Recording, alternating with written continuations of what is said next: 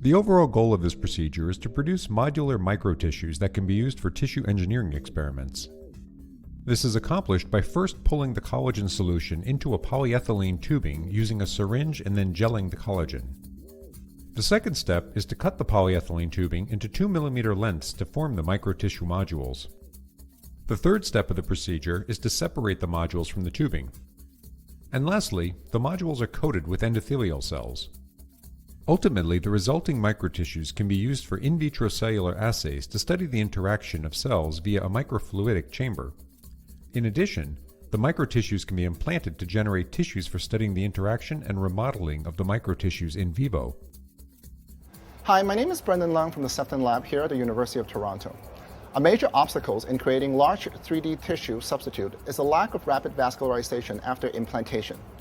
In this video, we will show you how to create modular tissue coated with endothelial cells to help overcome this limitation.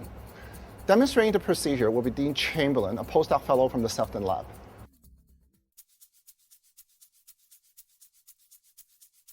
The amount of collagen to neutralize will depend on the length of the polyethylene tubing. In this demonstration, we will use a 2-meter polyethylene tubing with an inner diameter of 0.76 mm and outer diameter of 1.22 mm.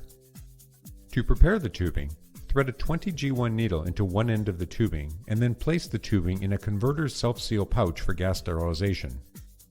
Since 1 milliliter of collagen fills about 2 meters of polyethylene tubing, we will neutralize 1 milliliter of collagen.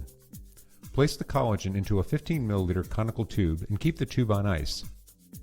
Add 128 microliters of 10x alpha MEM per milliliter of collagen to the